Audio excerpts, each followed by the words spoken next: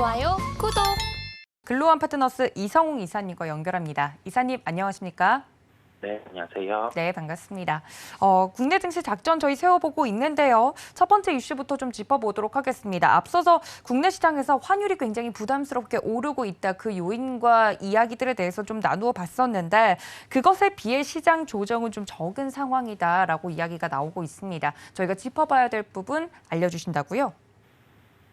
네, 시장이 환율 대비해서는, 즉 환율의 상승 대비해서는 시장 조정은 좀 적은 상황입니다. 이 부분이 이 외국인 순매수 같은 경우가 소액이지만 나타나면서 이런 현상을 보이고 있고요. 다만 주요 업종 같은 경우 흐름을 살펴보면 주가가 기로점에 있습니다. 여기에서 한 단계 반등이 나타나지 않으면 주가가 레벨 다운이 될 수 있는 국면에 도래가 되어 있고요. 그렇다고 하면은 기술적으로 본다고 하면 지수는 약간은 지금 국면에서는 내려갈 수 있는 영향이 나타날 가능성이 매우 높습니다. 2,400 초반 이 정도까지는 되돌림으로 그 하락이 나타날 수도 있는 구간으로 보이고요.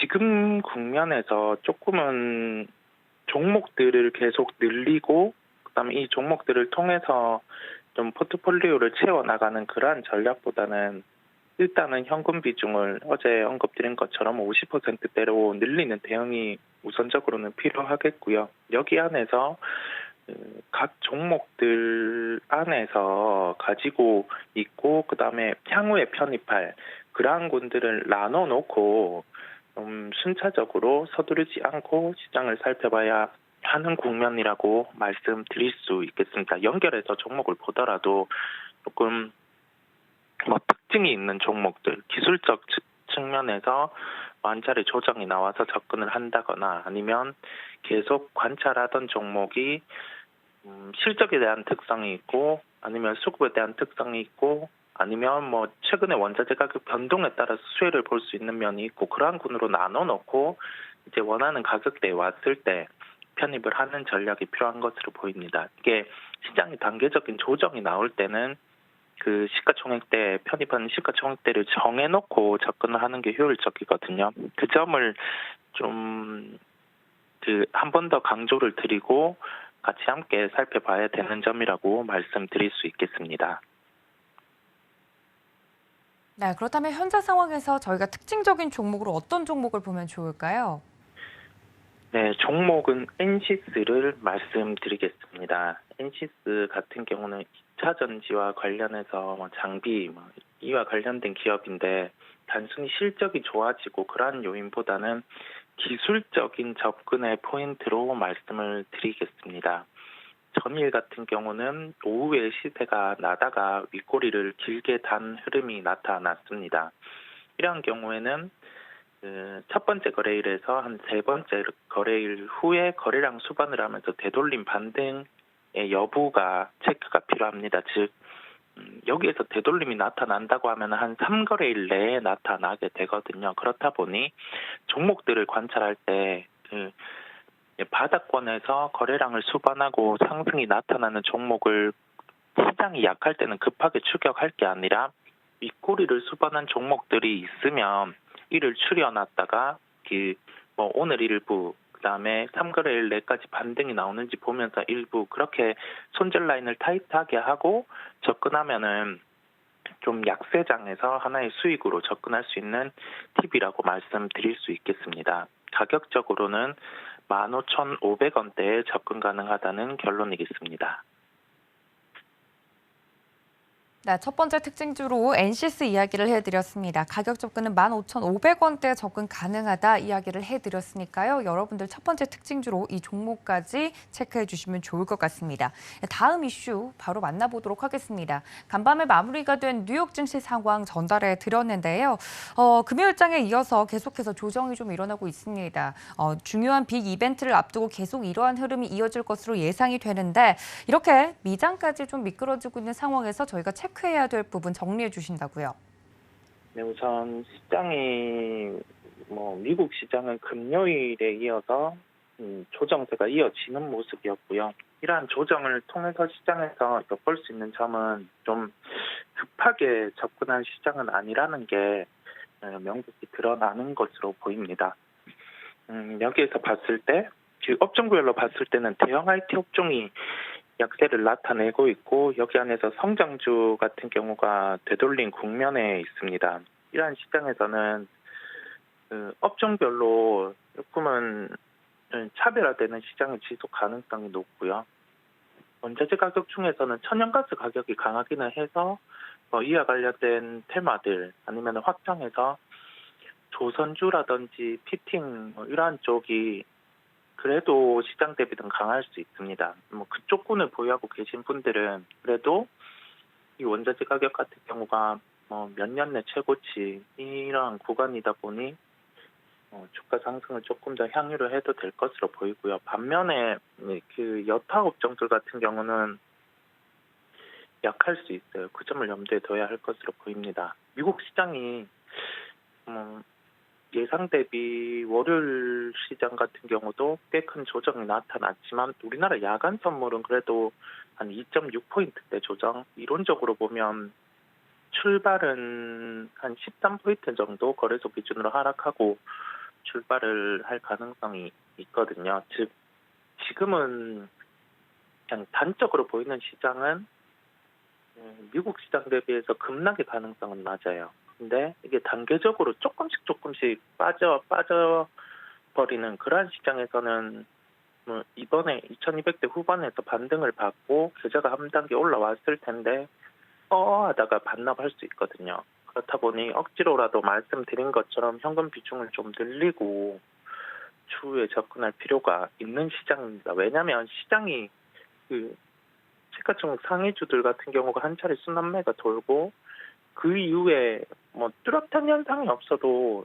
시장 수급 같은 경우는 이렇게 들어오는데 그 조정이 나타나는 빌미가 되는 게 그 이후에 바톤을 받아야 될 게 개별주인데 되려 약해버리니까 시장은 좀 안 좋은 측면이거든요. 그렇다 보니 좀 쉬어가는 시장이라고 생각을 하고 이번 주 같은 경우는 그러한 국면으로 조금 상승하는 업종, 하락하는 업종을 체크하는 그러한 기간으로 삼고 대응을 할 필요가 있다는 점을 말씀을 드리겠고요. 상대적으로 지금 그런 천연가스 상승이라든지 규정과 결부해서 바라볼 만한 종목을 말씀드리겠습니다. 네, 천연가스 이슈와 함께 짚어볼 종목, 오늘 두 번째 특징주는 어떤 종목일까요? 네, 종목은 포스코 인터내셔널입니다. 기존의 방송을 통해서도 한번 말씀을 드린 종목인데 합병과 관련해서 확정이 되고 나서는 주가가 강세를 나타냈습니다. 이게 합병과 관련된 단가까지는 전거래일에 상승을 했었고요. 그리고 나서 주가 같은 경우는 어제 윗꼬리를 다는 측면이 나타났습니다. 천연가스 가격은 꺾이지 않았기 때문에 좀 매매 관점에서 윗꼬리를 이용해서 접근이 가능하다는 점 말씀드릴 수 있겠고요. 예, 가격적으로는 지금 가격이 한 27,000원대, 어제 27,000원대 초반까지 조정이 나오는 모습이었어요. 합병 단가는 27,600원, 900원 이 정도 구간이었다 보니 그 정도 가격 이후에는 차익이 충분히 나올 수 있거든요. 왜냐하면 그 가격이 공개 매수 가격이다 보니까 여기에서는 또 한 번 매매에 돌입할 수 있는 구간이고 그런 점을 감안해서 26,700원대에 접근 가능하다는 결론이겠습니다. 네, 시장을 이해하기 위해서 오늘 꼽아본 두 번째 특징적인 종목 포스코 인터내셔널이었습니다. 최근에 시장에서 또 이슈가 되면서 다루었던 종목이긴 한데요. 합병 관련 이슈로 상승을 했던 전력과 더불어서 천연가스 이슈와 함께 다시 한번 특징주로 짚어드렸으니까 여러분들 이 점까지 참고해 주시기를 바랍니다. 지금 많은 분들이 시장에 참여하시면서 걱정이 좀 앞서시는 것 같습니다. 이사님께 좀 질문을 드려보자면 지난 6월처럼 시장이 좀 하방으로 많이 좀 내려가진 않을까 걱정하시는 분들이 계실 것 같은데요. 이사님이 보시는 시장의 바닥과 더불어서 좀 걱정할 만한 수준인지 아닌지도 이야기를 해주시면 좋을 것 같습니다. 이 부분에 대해서는 어떻게 생각하시나요? 일단은 눈에 보이는 물증 같은 경우는 그래도 큰 하락의 가능성은 낮아요. 아직은. 왜냐하면 환율 같은 경우는 시장이 급락을 해도 상관이 없는데 그에 대비해서 이게 시스템 리스크 요인이 아니다 보니까 즉 신흥국 시장이 함께 강하다 보니 이러한 현상이 나타나고 있는 거고 그와 관련해서는 좀 우리나라만의 영향이 아니다 보니 외국인 매수도 유입되는 점을 확인을 할 수 있거든요. 그 국면은 괜찮은데 지금 시장에서 나타나는 심증적인 측면들이 약간은 변동성이 커지는 요인으로 미치는 것 같습니다. 왜냐하면 그 2200대 후반에 그런 시장을 보면서 조정을 겪어왔었고 반등이 나왔다가 지금은 2400대 중반까지 와 있는 상황이에요. 1차적으로는 2400대 초반까지는 조정 나올 수 있는 걸 열어두고 접근을 하면 될 것 같습니다. 그 이후에 같은 경우는 방향성이 다시금 2200대 후반까지 하락을 하는 거는 좀 가능성이 낮기는 해요. 왜냐하면 그때는 그 수급적인 이슈로 인해서 외국인 공매도가 좀 높은 상황에서 신용의 투매까지 함께 나오면서 그러한 현상이 나타난 구간이었고요. 지금 같은 경우는 기술적으로 2400대 정도 조정이 나왔을 때 매수할 만한 그 업종을 조금 추려놓고 그때 타이밍에 2400 타이밍에 다시 왔을 때 같은 경우 한 번 더 고민을 해보는 거죠. 시장 상황이 크게 바뀐 게 있는지 아니면은 계속 환율 같은 경우는 그 상승을 이어나가고 있는 상황인지 여기에 결부해서 외국인 같은 경우가 그 종가 기준으로 한 3천억에서 5천억 원 정도 거래소 기준으로 이 정도의 매도가 나타난다고 하면은 그때 같은 경우가 연속적인 매도가 또 나올 수 있거든요. 그 점을 생각을 하고 지금 환율 수준에서는 해석을 그렇게 하는 것 같습니다. 이게 그 시스템 리스크가 없이 이 정도의 환율 상승이 나타났다는 점은 달러 강세가 결부해서 신흥국이 자연스럽게 나타나는 상황이고 여기에서 환율이 더 이상 상승을 할까 하다 보니 외국인 매도는 안 나오는 또 근데 여기에서 미국과 우리나라를 비교해서 움직이는 게 아니라 나머지 신흥국군과 비교해서 조금 플레이를 하는 자금이 있다 보니까 우리나라 같은 경우는 한 번 미리 하락이 있었고 반등이 나왔다가 지금 또 전체적인 지수 밸류 구간에서는 부담이 아니다 보니까 투매 현상은 나타나지 않고 있는 그러한 측면으로 해석을 하시면 되겠고요. 시장이 일단은 조금은 체력적으로 좀 부침이 있는 시장입니다. 부침 있는 시장 안에서 좀 이번 주 같은 경우는 관망을 한다 생각을 하시고 말씀드린 것처럼 강한 업종, 약한 업종을 나눠서 계속 좀 체크를 할 필요가 있는 한번 바라보는 시장으로 삼고 이번 주는 대응이 필요하겠습니다. 네, 그렇다면 오늘 장만 전략을 좀 세워본다면 여전히 관망세 유효하다고 보시나요?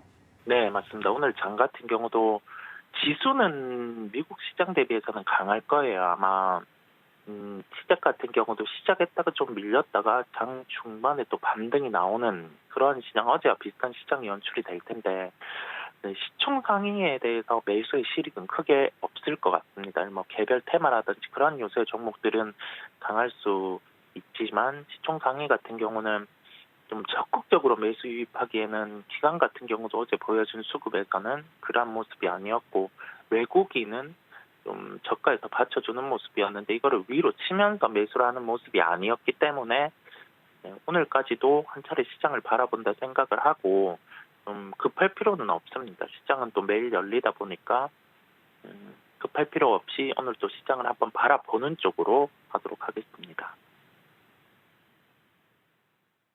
좋아요, 구독!